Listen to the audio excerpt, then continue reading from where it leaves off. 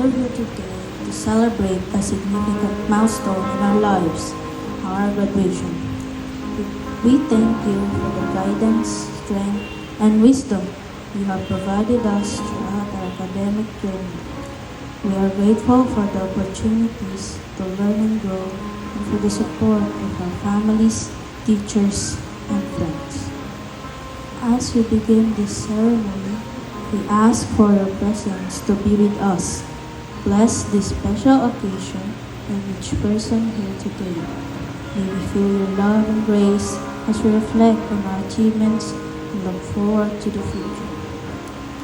Your word in Proverbs chapter 3, verse 5 and 6 reminds us, trust in the Lord with all your heart and lean not on your own understanding. In all your ways submit to Him, and He will make your path straight. We trust in your plans for our lives and ask for your continued guidance as we step into new adventures and challenges. Lord, we ask that you fill us with joy and gratitude during this celebration. Help us remember the hard work and dedication that have brought us to this point. May this ceremony be a time of reflection, pride, and hope for the future. This we ask in the name of the Father, of the Son, and of the Holy Spirit. Amen. 3, verse 5 to 6, it says, trust in the Lord with all your heart and lean not on your own understanding. In all your ways submit to Him, and He will make your paths straight.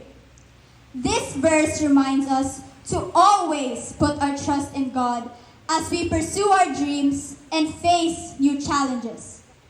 With faith and determination, we can overcome any obstacle. In closing, I want to remind every single one of us that this is just the beginning. We have a bright future ahead, filled with endless possibilities. Let us embrace it with hope, courage, and faith. Once again, welcome to our 77th graduation rites. Let us enjoy this momentous occasion with joy and gratitude. Thank you, and may God bless us all as we embark on this new journey. That I have to attend to for today, 16 kabuok akong yadtuan.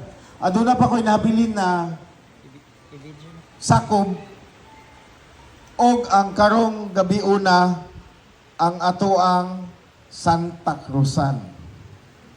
But my respect to our school head, Ate V, ang atong mga teachers, no, na basta kanina graduation, pagwapahay yun yung pagwapahay. Murampag yun ba? Atong mga maestro, maestra. No? Ang atong chairman for education sa atong sanggunian, Councilor Fritz Orposa.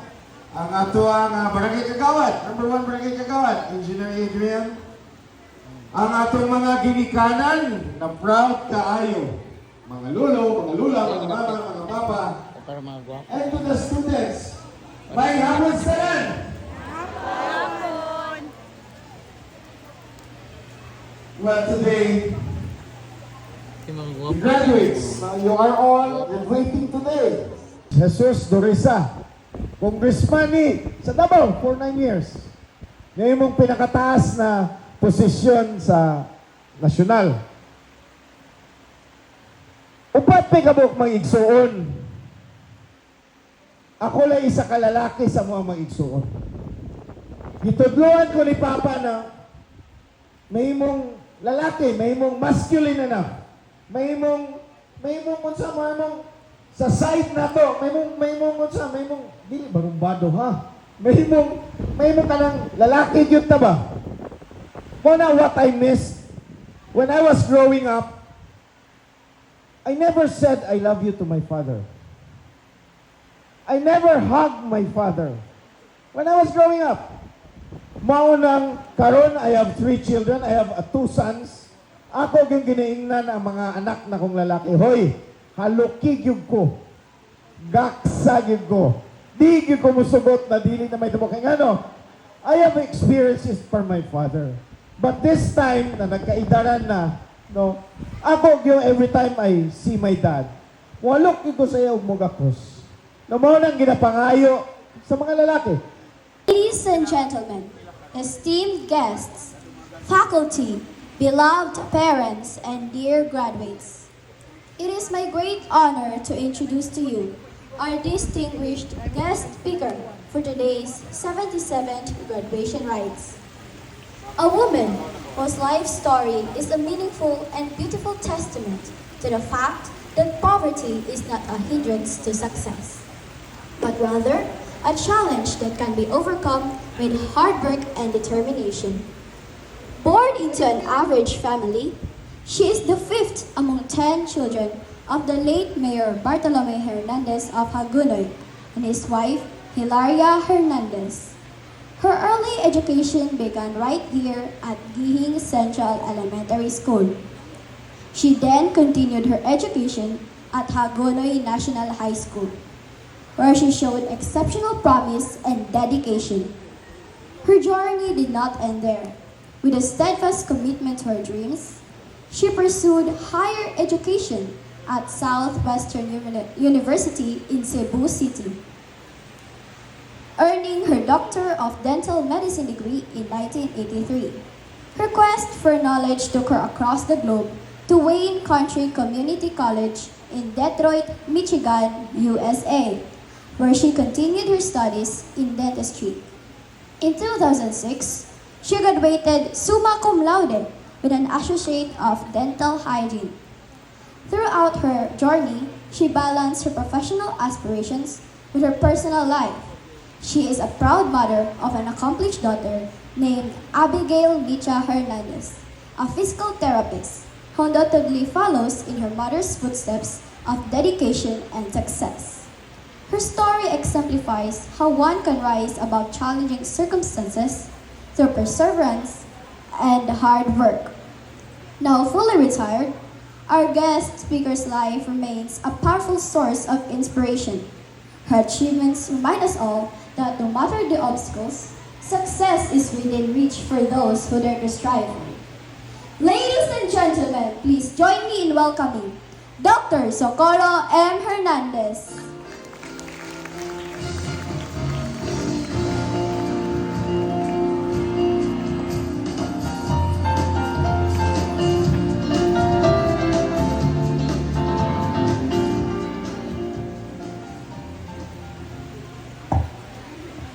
Hapon sa tanan. Korida sa lang nako tanan. Sorry ha, nagdala ko kudigo.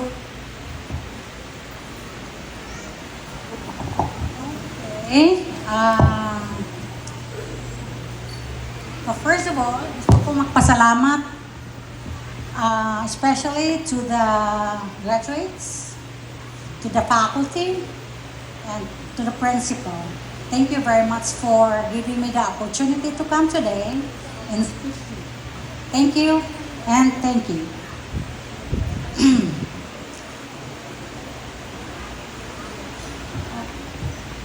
Now, I'm just going to recall something. This is where all I started my formal education. Grade 1, 19... I've been out for like 3 years. So, i-compute lang na ninyo kung saan. So, since 1971, pa'y pagbalik na ko karon. And it's been my wish, and it's been my desire to come back and just see where I came from. This is where I started my reading. Wala pa man good kuan sa una, wala pa mi ka ng mga kindergarten, wala pa ta anak. So, nagsugod yun sa among grade 1, katong bitaw training, nanay, tatay, usek. So, we were able to get through it though. Nakabasa man gihapon mi. And this is where I also started to learn my 1, 2, 3, my numbers. And most of all, i-cut short na lang yun ako, I have a lot of memories in this school. na-build up yun ang akong character dali. Nalingaw bitaw kung nagtanaw kay this was an open field before. And this is where we used to play. Games like touch ball, like that. Enjoyed yun. Very active ning estudyante. I hope you do the same. Kay karon mo makita ni mga bata sila magduko-duko or TikTok. So, I mean, just remain active, okay?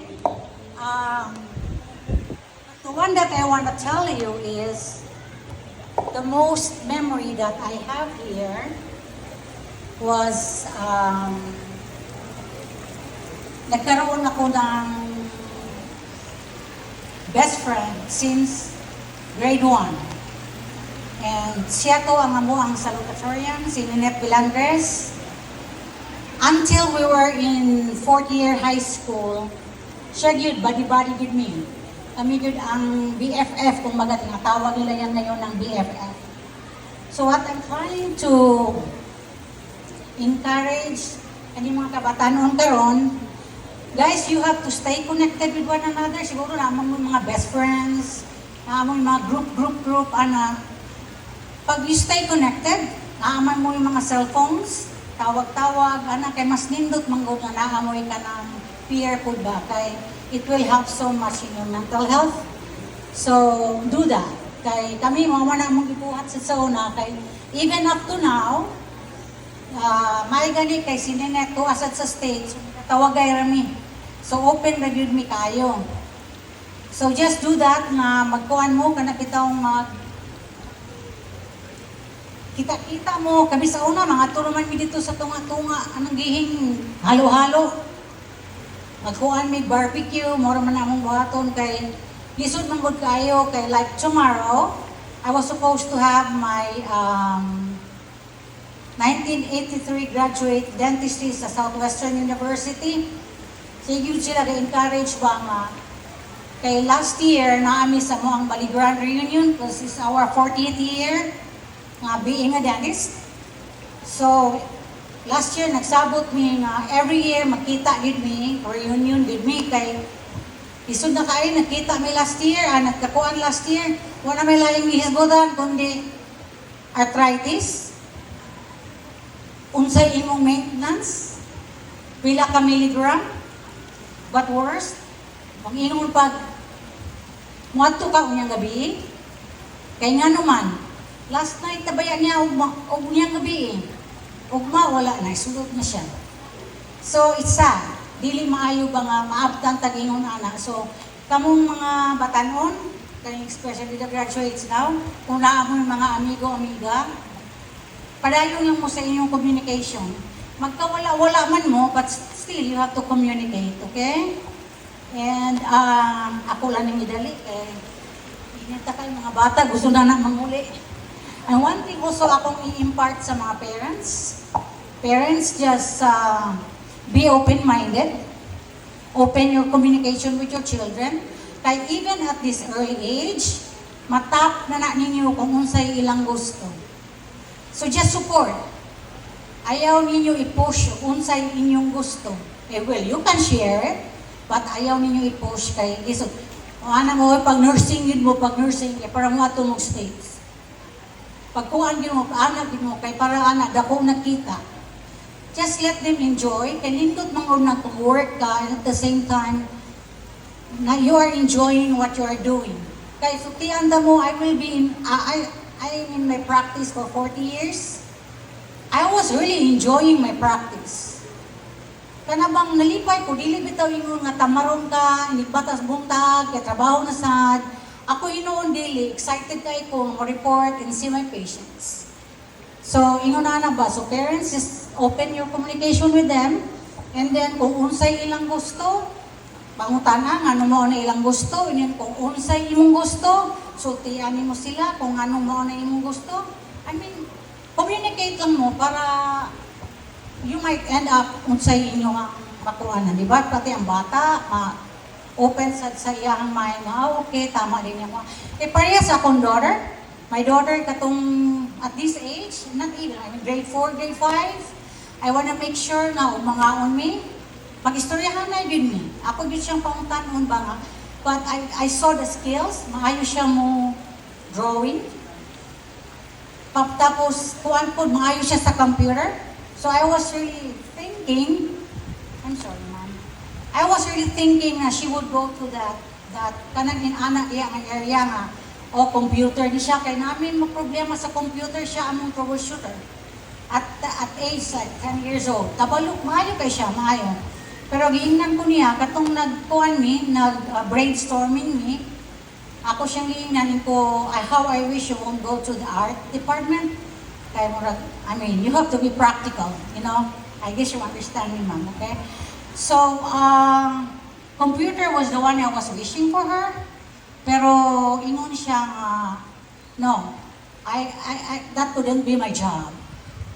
But she ended up being a physical therapist and she's good now. She is in good hands. So, okay. So, inana ba? Open lang mo. Istorya lang mo. While na ako sa inyo ang mangaon mo, pamahaw, bulad, or whatever. So, just discuss. Magkuha lang mo. Kanang istorya lang ba? Aron napon mo mga gamayng input sa mga inunana.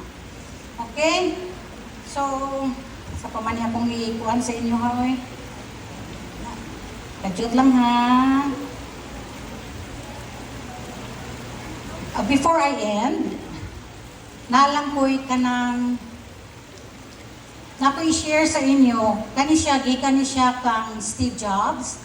I don't know kung, are you familiar with the name Steve Jobs? Katong na iPhone diha, kabalo siguro mo kinsa si Steve Jobs. Siya ang inventor, aning iPhone. Kanang iPhone, Apple, siya ang inventor ana. And he died as a billionaire. Dato gid siya. Pero wala, basta Ginoo nagaling mo tawag, sa kasa pa kadapit tawagon jud ka sa Ginoo. Kanilang akong i-share sa inyo. Kay murag na igo jud ko ani ba? Ano na igo kanang na-touch ko ba na-touch? Ingon pa siya nga, don't educate your children or your kids to become rich. Rather, educate them to be happy. Because when they grow up, they will value the things than the price. I don't know if you agree with me, but I really agree to that. Thank you, and have a nice day, and graduates. God bless, and good luck.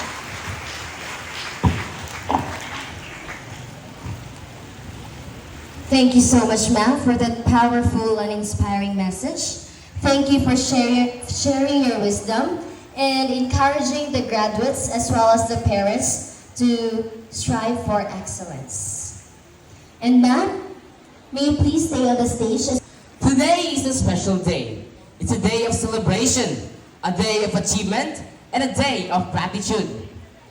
We, the graduates of grade 6, have come to an end of a beautiful journey. As I stand before you, I am filled with a mix of emotions, joy, excitement, and a bit of nervousness for what the future holds. As I reflect on our elementary journey, I am reminded of the countless moments of learning, growth, and camaraderie that have brought us to this day. Each one of us has faced unique challenges and triumphs, and together, we have created countless memories that will last a lifetime. First and foremost, I want to thank God for His guidance and blessings throughout our elementary school.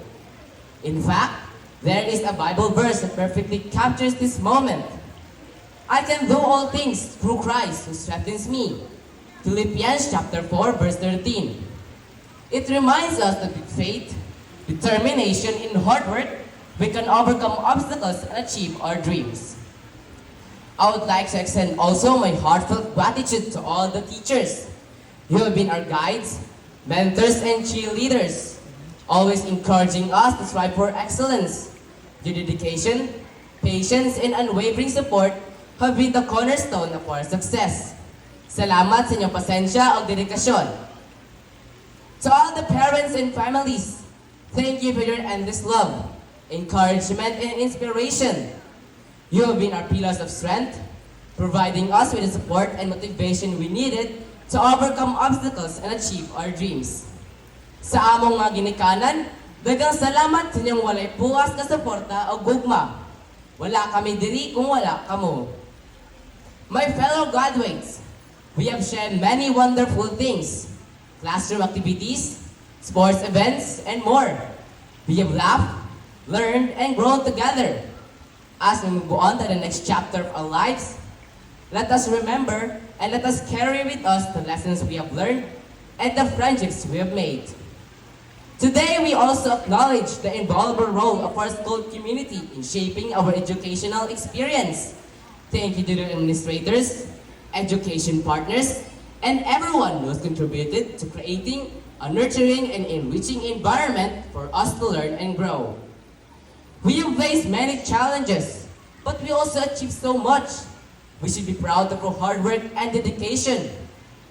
As we all move forward in new adventures in high school, let us remember that with faith and determination, we can overcome obstacles and achieve our dreams. In closing, I want to leave you with another Bible verse. For I know the plans for you, declares the Lord. Plans to prosper you and not to harm you. Plans to give you hope and future. May we all move forward with this hope and faith in our hearts. I want to leave you with a simple, yet powerful message. Always strive to do your best. Stay true to yourself and trust in God's plan for you. Always pursue your dreams and make a positive difference in the world. Thank you everyone and congratulations to the class of 2024. And Pa, for your unwavering love, support, and guidance. You've shaped me into the person I am today. I couldn't have reached this point without you. Ma, Pa, you have been my biggest cheerleaders, from helping me with my homework to attending my school events. You've been there encouraging me to do my best. You've taught me the value of hard work, determination, and kindness. As I move forward to the next chapter of my education, I promise to carry the lessons you've taught me and strive to make you proud. Your love and support have been the foundation of my success, and I am forever grateful for the things you have done for me. I love you both more than words can express. Thank you for being the best parents anyone could ever ask for. Thank you for your heartwarming message at the A's. Challenge nga din dyan dapat mahindak ang mama. We're very happy nga naman ka sa imong first ang sa imong academic endeavor. And salamat sa Ginoo nga nagtinarong ka, nagbinuusan ka, usahay ka ng nurse. Parang may mga clashes between our opinions. Pero in the end, you're a good girl kay maminaw ka ni Mama o ni Papa. So, as you go along with the next journey sa imong life, ako lang masulti nga hinaot, balunon nimo ang mga wisdom, mga life skills nga imong na-learn, gikan ka namo o sa imong mga teachers. And no matter what happens, naara gyud mi dinhi kami ni Papa nimo together with our family, anda mo suporta kanimo. Life is not easy. There's struggles, na mga hurdles nga imong maagian, but I want you to grow strong, to be resilient. Muna sometimes natay mga diskusyon nga namin mga tough decisions and rules ni Papa nimo for you to realize nga dili pa nang wish nimo mag-grant nimo within a snap of a finger. No, there's no easy success. Being successful dili mahitabo overnight. You need to work it out over and over again. So, as you move on to the next journey sa iyong life, I want you to learn to manage stress and frustration. Kay inigabot sa higher level of education, pinang daghanag stress.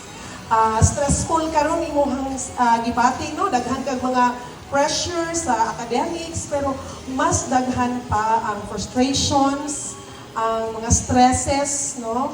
Nga maagiani mo sa next nimo nga journey. So we want you to be more resilient, and above all, never cease praying. Ayaw gyud kalimot sa pag-ampo. And And thank you so much for being a good daughter, for being a good ate, and congratulations sa imuhang kalampusan karon. Ngayong hapon sa tanan. Ihatag sa iyong mama. Kana, ihatag ng certificate. Itaod amiga ng yan. Wow. Baba na. Ay.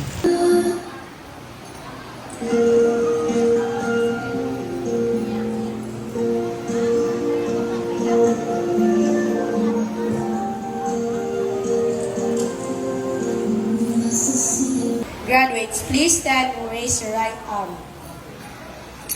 Pledge of loyalty in unison. We, the graduates of Giling Central Elementary School, Class 2023-2024, do pledge ourselves to uphold the honor of our beloved alma mater to the fullest. As a new breed of Filipinos, we aim high to serve our country to the best that we can, so that in the days to come, we may build a better, greater, and more wholesome place to live in. So help us God. Kanta.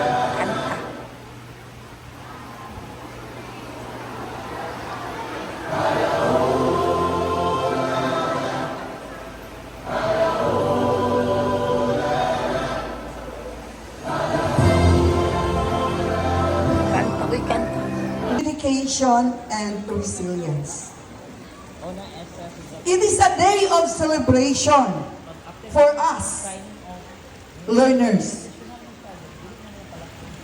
Not just only for you, but also everyone who contributed to what you are today, or what you have achieved. To the parents who have been our support along the way, thank you so much. You know, we can do it alone without your help. Thank you so much. Children, you have faced challenges, overcome obstacles, and achieved significant milestones of your life. You have demonstrated not only academic excellence. In the name of the Father, the Son, the Holy Spirit. Dear Heavenly Father, we come before you today with hearts full of gratitude and joy. Thank you for guiding us through our journey in school and for bringing us to this wonderful moment of graduation. We are grateful for the knowledge we have gained, the friendships we have formed, and the memories we will cherish forever. As we step into the next chapter of our lives, we ask for your continued guidance and protection. Help us to remember the lessons we have learned and to apply them in our daily lives. Give us the strength and courage to pursue our dreams with passion and determination. Lord, we are reminded of your words in Jeremiah chapter 29, verse 11, which you say, "For I know the plans I have for you, declares the Lord, plans to prosper you and not to harm you, plans to give you hope and a future." We hold on to this promise and trust that you have a bright future ahead for each one of us. Bless our teachers, parents, and everyone who has supported us along the way. May they continue to inspire and guide us with their wisdom and love. As we end this graduation ceremony, we ask for continued guidance and protection. We offer this prayer in the name of Jesus Christ, our Lord and Savior. Amen. In the name of the Father, the Son, and the Holy Spirit. Amen. Our graduates that will further test their mettle as improving individuals. And as we reach the end of this memorable ceremony, I am reminded of the words of Dr. Seuss. You have brains in your head, you have feet in your shoes. You can steer yourself in any direction you choose. Graduates, as you move forward into the world, remember that you have the knowledge, skills, and determination to achieve your dreams. As you continue your journey, may you look back to this stage in your life with fondness and pride. Ladies and gentlemen, this concludes the 77th graduation rites of Gihing Central Elementary School. This has been your host, Michelle E. Fortuna, signing off. Thank you for coming and gracing your 77th graduation rites. Congratulations and God bless you.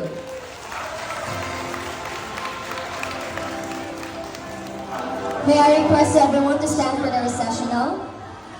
And please